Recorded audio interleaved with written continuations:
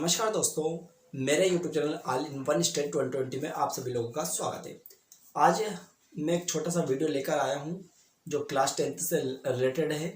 प्रश्नवाली 1.3 का first question, पहला question है लेकिन बहुत ज़्यादा इम्पोर्टेंट है। सन 2020 के एग्ज़ाम में पूछा गया था, सन 2021 में आने की इस क्वेश्चन की संभावना है, तो इसलिए आप इस क्वेश्चन को बहुत अच्छे से समझें। दूसरा बेनिफिट ये है, यदि आप इस क्वेश्चन को बहुत अच्छे से समझते हैं तो इसके नेक्स्ट जितने भी क्वेश्चन आएंगे उन सभी को आप अच्छे से तैयार कर पाएंगे, इस बात की गारंटी है। तो देखिएगा, यहाँ बहुत ही शानदार क्वेश्चन है और बहुत ही इंपॉर्टेंट क्वेश्चन है। तो चलिएगा हम बात करते हैं। क्वेश्चन हमारे पास है, सिद्ध कीजिए कि रूट 5 एक अपरिमेय संख्या है। सबसे पहले ध्यान देना अपरिमेय, तो मैं आपको बता दूं परिमेय और अपरिमेय का मतलब क्या होता है, क्योंकि आपको अपरिमेय तब क्लियर होगा जब परिमेय याद हो। तो परिमेय का मतलब ये होता है वो संख्या जिसको हम P/Q के रूप में लिख सकते हैं। इसका मतलब कोई भी संख्या अगर हमारे पास होती है तो हम चाहें तो जैसे कि 2/3, ये हमने एग्जाम्पल लिया, तो ये एक परिमेय संख्या है। परिमेय संख्या का मतलब जिसमें अंश भी होता है और हर भी होता है, वो क्या कहलाती है, हमारी परिमेय संख्या है। लेकिन इसमें एक खासियत बात होती है कि जो नीचे जो हर होता है, हर कभी भी इसका जीरो नहीं होता है, ये बात आपको ध्यान रखनी है। यानी अंश बटे हर में अंश तो कुछ भी हो सकता है लेकिन हर कभी भी इसका जीरो नहीं होता है, तो यह तो होती है हमारी परिमेय संख्या है। लेकिन बात करते हैं अपरिमेय, तो अपरिमेय का मतलब ये होता है कि जैसे कि हमने लिखा 2, क्या लिखा हमने 2, इस 2 के ऊपर ऐसे करनी चढ़ा दे या रूट चढ़ा दे तो ये हमारी अपरिमेय संख्या कहलाएगी। अपरिमेय संख्या क्यों कहलाएगी, तो मैं आपको बता दूं, अपरिमेय का मतलब ये होता है वो संख्या है जिनका वर्गमूल हम नहीं निकाल सकते हैं, अर्थात उनको हम टुकड़ा करके भाग नहीं निकाल सकते, वो अपरिमेय संख्या कहलाती है। जैसे कि उदाहरण के तौर पर हम देखें तो 2, ये अपरिमेय संख्या क्यों है, क्योंकि इसके हम टुकड़े नहीं कर सकते हैं।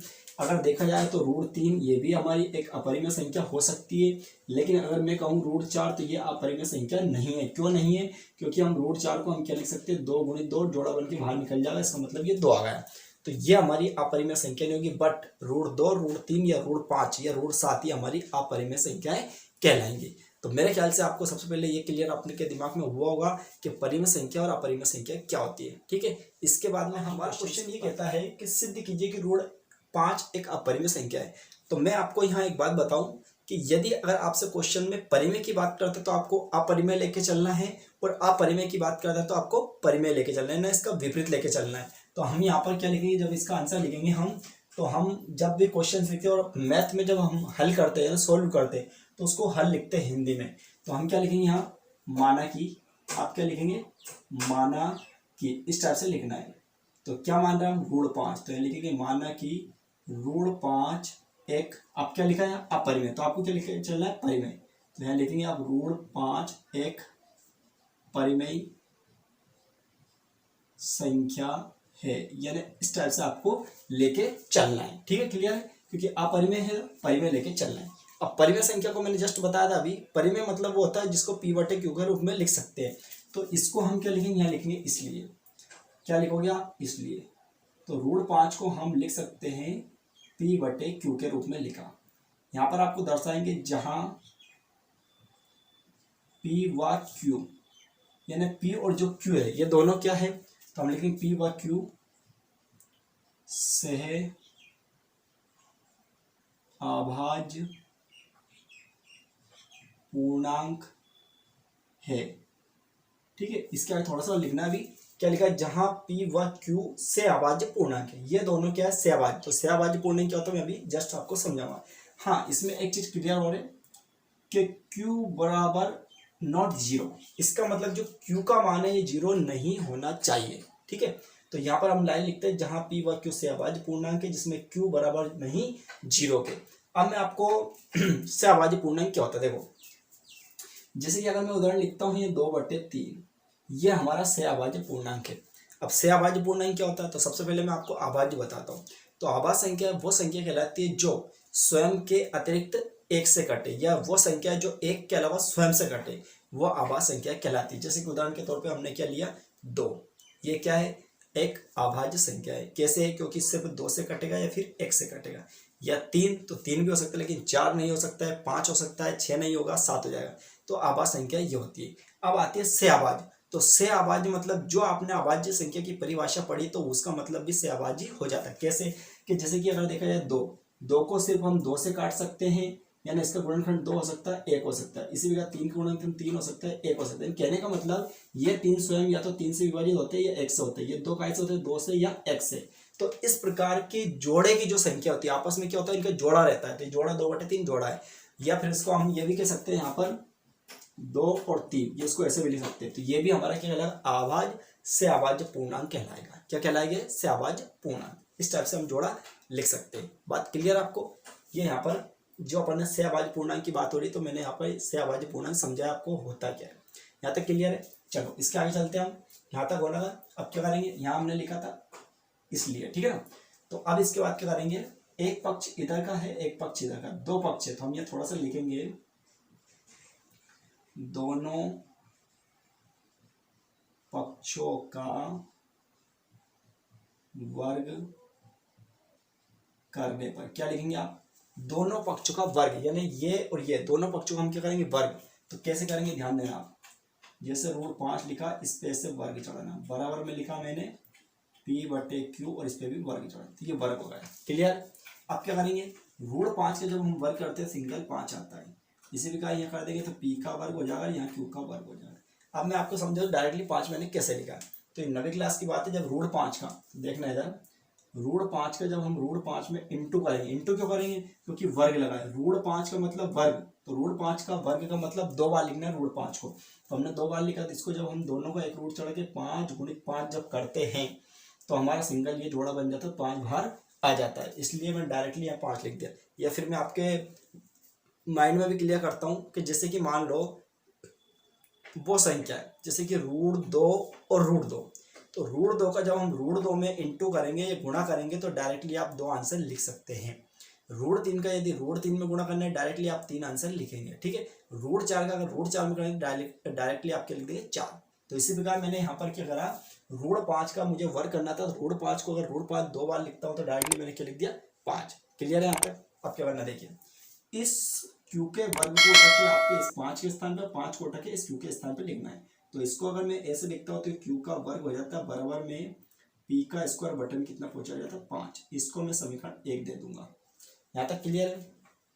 अब क्या करना है, बहुत इंपॉर्टेंट बात है। यहाँ पर एक लाइन लिखाती है और अधिकतर स्टूडेंट ये लाइन लिख नहीं पाते और कहीं ना कहीं मिस्टेक कर देते, भूल जाते। लेकिन मैं आपको बहुत शानदार तरीका बताऊंगा जो आप भूल भी नहीं पाएंगे। तो अभी तो देखिए वो लाइन क्या है, हम देखें। यहाँ पर क्या हो रहा है, P का वर्ग 5 से विभाजित होता है, 5 बटे में लिखा रहा है। इसका मतलब 5 से हम इसमें भाग लगा सकते हैं। अगर हमारे पास P का कोई वैल्यू हो, कोई मान हो, तो लगा सकते हैं। तो आप ये क्या लिखेंगे, यहाँ पे लाइन, यहाँ क्या लिखेंगे, यहाँ P² 5 से विभाजित है। क्या लिखेंगे, विभाजित है तो, ठीक है। मतलब P² 5 से विभाजित है तो P भी 5 से विभाजित, ठीक है, 5 से विभाजित होगा। इस टाइप से आपको लाइन लिखना है। क्लियर। देखिएगा, P² के बटे में 5 का, इसका मतलब P² में हम 5 का भाग लगा सकते हैं। कब, जब P की कोई वैल्यू हो तो लगा सकते हैं। तो हम लिखेंगे P का स्क्वायर 5 से विभाजित है तो P भी। अब अगर मान लो स्क्वायर को हटा दे, P के स्थान में कोई वैल्यू है तो निश्चित भाग लग सकता है। तो अब ये लाइन लिख देंगे, ठीक है ना। तो आप क्या लिखोगे, यहाँ P² 5 से विभाजित है तो P भी 5 से विभाजित होगा। तब क्या करेंगे, तब P का एक गुणनखंड क्या लिखेंगे, P का एक गुणनखंड 5 होगा। देखिएगा, अगर ये विभाजित होगा, मतलब विभाजित है, तो अपने P का स्क्वायर 5 से विभाजित है तो P भी 5 से विभाजित होगा।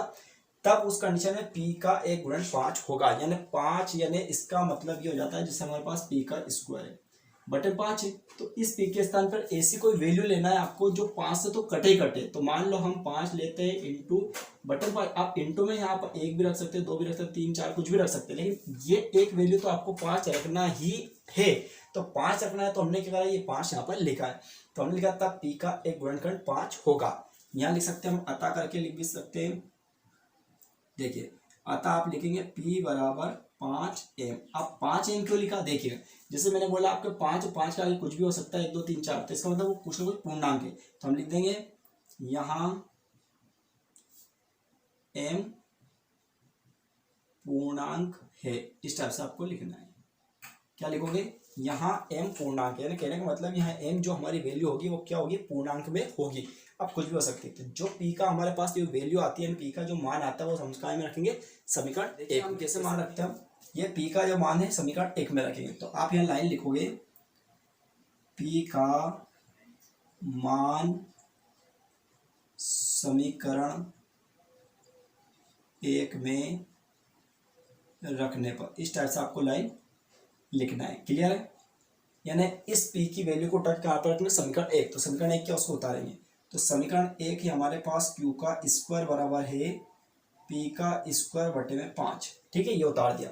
अब आपको क्या करना है, p के स्थान पर 5m रखना है। तो देखिएगा यहाँ q का स्क्वायर लिखेंगे बराबर में p का मान क्या लिख देंगे 5m, और वर्ग थे वर्ग लगाएंगे, बटे में क्या लिखेंगे 5। अब गौर से देखिएगा 5m का वर्ग है, इसका मतलब 5m को 2 बार हम लिखेंगे।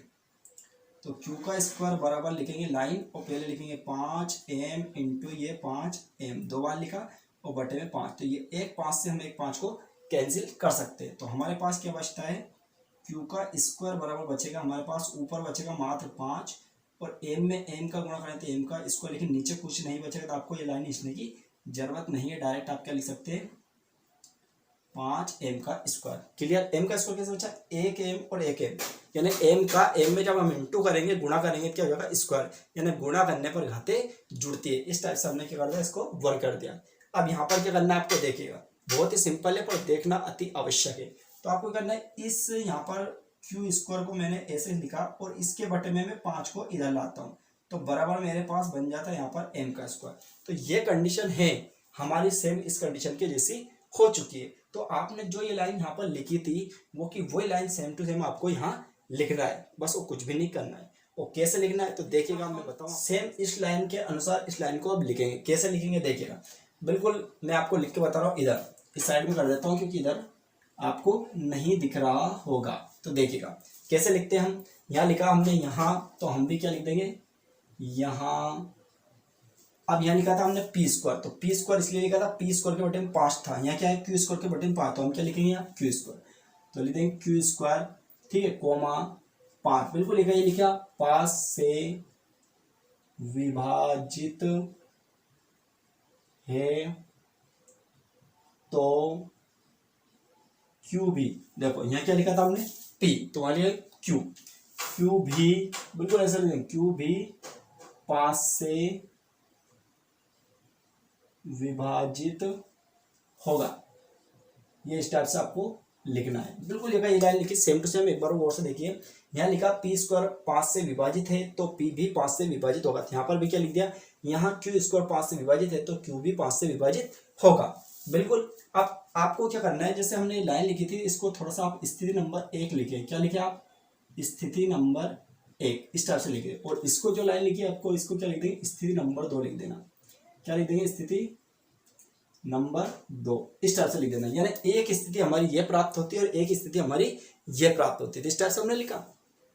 अब इसके बाद में जो इंपोर्टेंट होता है वो सबसे ज्यादा इंपोर्टेंट है। बच्चे यहाँ तक तो कर देते, लेकिन इसके बाद नहीं आता है, तो कहीं ना नंबर कटते हैं। तो मैं आपको बिल्कुल सरल तरीके से यहाँ पर बता रहा हूँ। तो क्या करना है आपको, यहाँ लिखना है, इसके बाद में स्थिति नंबर 1 व 2 से